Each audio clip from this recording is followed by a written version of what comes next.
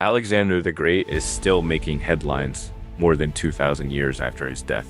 Just when we thought the mysteries of his family were settled, a new discovery has thrown everything into question.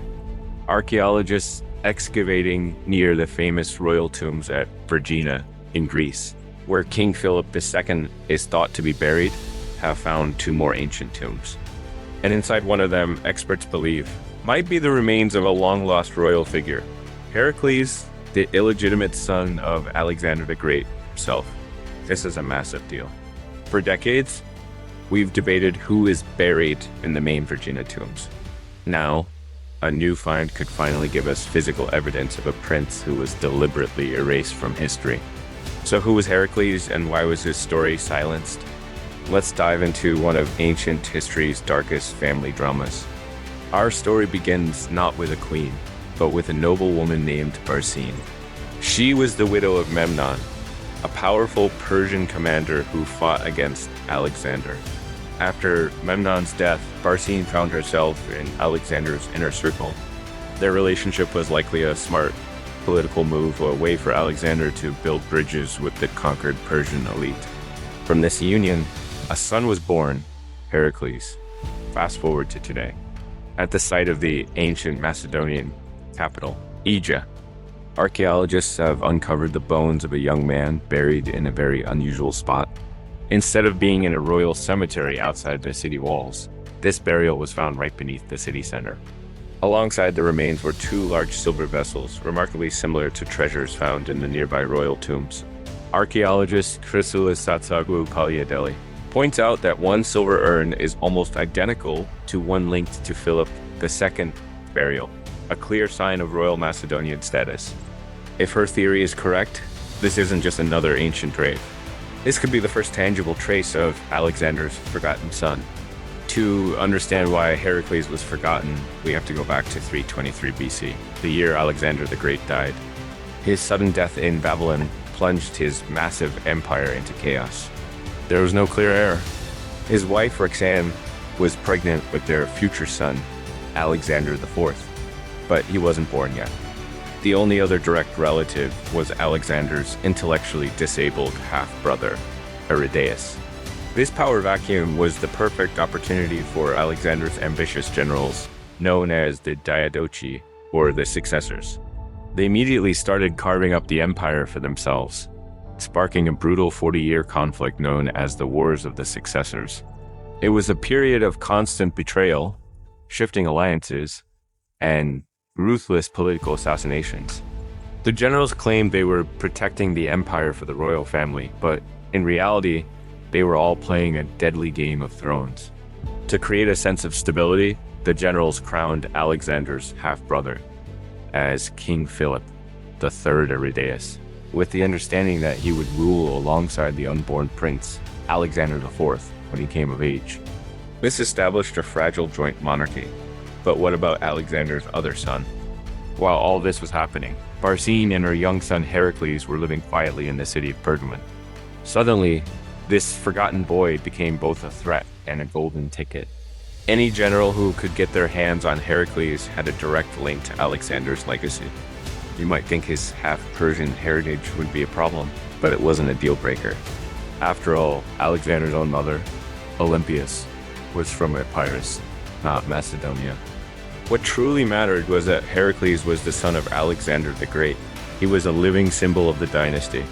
The first regent of the empire, Perdiccas, understood this perfectly.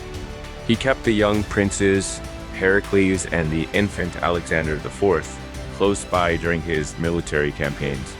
They were his human shields and his ultimate bargaining chips, preventing his rivals from capturing them and claiming legitimacy. But the backstabbing had only just begun. When Perdiccas himself was murdered by his own officers, the empire was thrown into even greater turmoil. Heracles was sent back to Pergamon, but he was far from safe. The regency passed to another general, Antipater, and then to his son Cassander. Cassander was one of the most ruthless figures of the era. He saw the royal family not as a legacy to protect, but as an obstacle to his own ambition. Meanwhile, other powerful generals like Polyperchon and Antigonus were also vying for control. using the remaining members of the royal family as pawns in their power plays.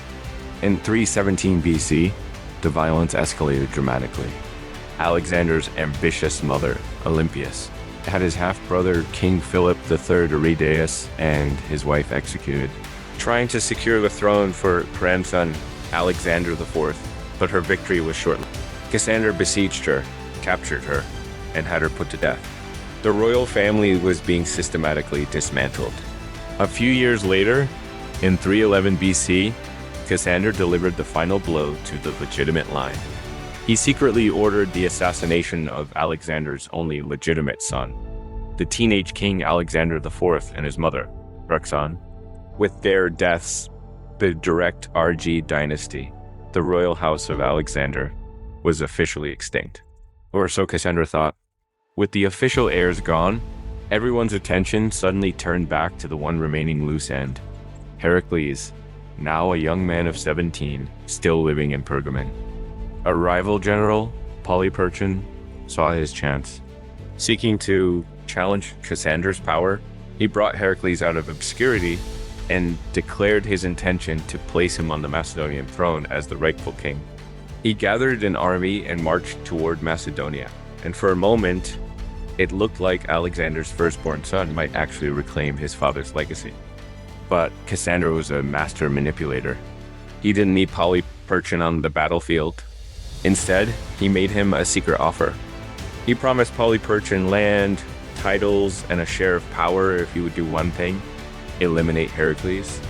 Betraying the very cause he had championed, Persian accepted the deal. In 309 BC, he invited Heracles and his mother Barsine to a banquet. During the feast, Alexander's firstborn son was quietly murdered, strangled on Persian's orders. His body, like those of so many in his family, simply disappeared from the historical record. And that's where archaeology brings us back to the present. The final resting places of most of Alexander's family are still unknown. We're not even 100% certain about the occupants of the main tombs at Regina. The graves of Roxanne, Barsine, and the formidable Olympias have never been found. But this new discovery at Idra changes everything. The burial of a young man in a royal-style tomb in an unusual location, dating to the exact period of these assassinations. Could these bones really belong to Heracles? If so, it would mean that even after his murder, someone gave him a secret but honorable royal burial, hiding him in the heart of the ancient capital. It would be the first physical proof of the existence of Alexander's forgotten son, a prince who was erased by the very men who built their careers on his father's name. The legacy of Alexander the Great isn't just about conquests and cities. It's a gripping family saga filled with power, betrayal, and tragedy. And now, more than 2 millennia later, the Earth is still giving up its secrets, one excavation at a time. What do you think? Could this finally be the lost son of Alexander? Let me know your thoughts in the comments below. Thanks for watching, and don't forget to like and subscribe for more ancient mysteries.